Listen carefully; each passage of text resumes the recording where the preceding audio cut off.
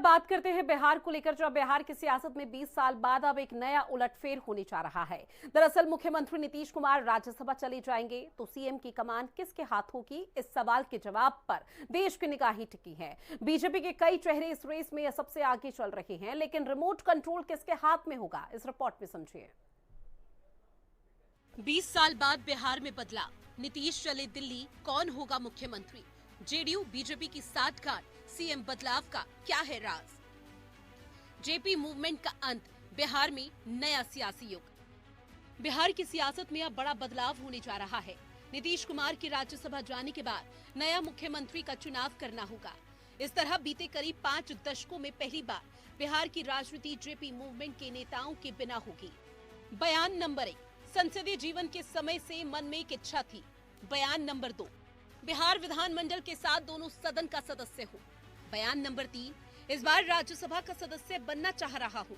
बयान नंबर 4, नई सरकार को सहयोग एवं मार्गदर्शन रहेगा। माना जा रहा है कि बीजेपी अपना सीएम बनाएगी, लेकिन सम्राट चौधरी इकलौते नेता सीएम की रेस में नहीं है, बल्कि कई नेता दौड़ में हैं।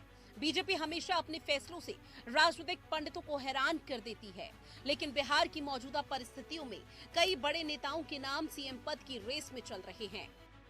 सीएम की रेस में बीजेपी के कौन कौन नेता? दिलीप जायसवाल, सम्राट चौधरी, संजीव चौरसिया, केंद्रीय मंत्री नित्यानंद राय। एनडीए के भीतर सबसे ज्यादा चर्चा इस बात को लेकर है कि अगर मुख्यमंत्री पद बीजेपी के पास होता है तो पार्टी किस चेहरे पर दाव लगाएगी। उप मुख्यमंत्री सम्राट चौधरी को इस रेस में सबसे आगे माना जा रहा है। देखिए, नीतीश कुमार जी बहुत ही अनुभवी व्यक्ति है। एक लंबा समय बिहार की राजनीति में उन्होंने बिताया है। अब एक बार फिर वो दोबारा केंद्र में आ रहे हैं, तो निश्चित रूप से नीतीश कुमार जी के अनुभव का लाभ राष्ट्रीय राजनीति को भी मिलेगा। नीतीश कुमार जी ने जो उन्होंने बरसों तक बिहार को नेतृत्व दिया, अपनी सुशासन की बातें और सुशासन की योजनाएं बिहार में, महिलाओं के जो एम्पावरमेंट की जो उन्होंने एक स्तंभ बिहार में रखा है, उसको आगे ले जाने का काम बिहार की सरकार वैसे ही करती जाएगी। और नीतीश कुमार जी का ज्ञान, ध्यान और विजन बिहार की सरकार को मिलता रहेगा। 20 साल से बिहार की राजनीति को दिशा देने वाले नीतीश कुमार ने दिल्ली की राजनीति की ओर अपना रुख कर लिया है, लेकिन अभी भी बीजेपी के लिए बिना नीतीश के बिहार की राजनीति में पकड़ बनाना जोखिम भरा है। इसके पीछे कई बड़े कारण है। साइड नहीं होंगे नीतीश कुमार, 4 वजह जिम्मेदार।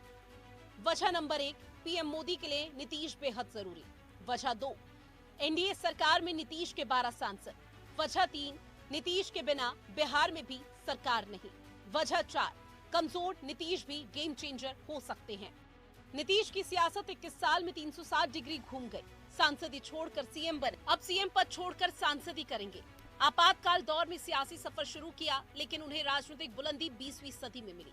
नीतीश कुमार ने 2005 में लोकसभा सदस्य रहते हुए बिहार के मुख्यमंत्री के रूप में शपथ ली थी। इसके बाद से बिहार की सत्ता नीतीश कुमार के इर्द गिर्द सिमटी रही, लेकिन अब 21 साल बाद सीएम रहते हुए नीतीश कुमार ने राज्यसभा जाने का फैसला लिया।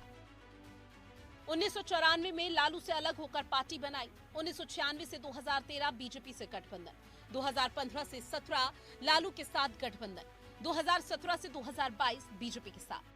नीतीश कुमार 4 बार लोकसभा के सदस्य रह चुके हैं और अब राज्यसभा सदस्य बनने की अधूरी इच्छा भी पूरी हो रही है। नीतीश के चारों सदन की इच्छा 2 दशक तक सीएम रहने के बाद पूरी हो रही है। बिहार की राजनीति में बदलाव देश के लिहाज से भी काफी मायने रखता है।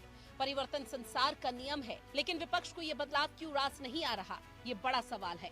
नहीं, बस यही कहूंगी कि जब वो चुनाव जीत कर आए थे, एंटी इनकम्बेंसी बीत कर आए थे, जनता का विश्वास जीत कर आए थे और मुख्यमंत्री बने थे, इस बिलीफ में कि वो पूरा अपना 5 साल का कार्यकाल पूरा करेंगे।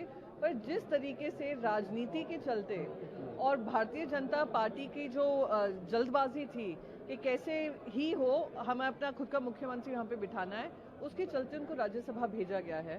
तो मैं तो खैर वेलकम करती हूँ। मैं राज्यसभा से निकल रही हूँ, वो यहाँ पर आ रहे हैं, तो मैं उनका स्वागत करती हूँ कि राज्यसभा में उनका कंट्रीब्यूशन, उनका जो एक्सपीरियंस है वो साझा कर पाएंगे, राज्यसभा एमपीज के साथ साझा कर पाएंगे, योगदान दे पाएंगे। नीतीश कुमार जी चीफ मिनिस्टर अभी भी हैं बिहार के। चीफ मिनिस्टरशिप बहुत बड़ी पोस्ट होती है राज्यसभा की मेंबरशिप उसके सामने कुछ भी नहीं है। देखिए वो किन परिस्थितियों में, किस दबाव में, किस प्रेशर में उनसे वहां का चीफ मिनिस्टरशिप का इस्तीफा दिलवाकर और राज्यसभा भेजेंगे। हम और आप समझ सकते हैं अब बिहार के अंदर बीजेपी का चीफ मिनिस्टर आएगा, पहली बार ऐसा होगा। कुछ ना कुछ तो बहुत विचित्र हो रहा है कि अगर एक व्यक्ति जो इतने समय से जिसने नेतृत्व दिया है बिहार को और जो बिहार में इतना सफल रहा है और जिसके कारणवश बिहार में शायद उनकी सरकार एक बार फिर बनी है, तो उस व्यक्ति को वहाँ से यहाँ लाना एक उनका अपना निर्णय है, मिलकर निर्णय किया होगा। लेकिन उसका इतना विरोध क्यों हो रहा है बिहार में, धरातल पर विरोध क्यों हो रहा है? आम कार्यकर्ता, नीतीश जी की पार्टी के कार्यकर्ता बाहर निकलकर उसका विरोध क्यों कर रहे हैं?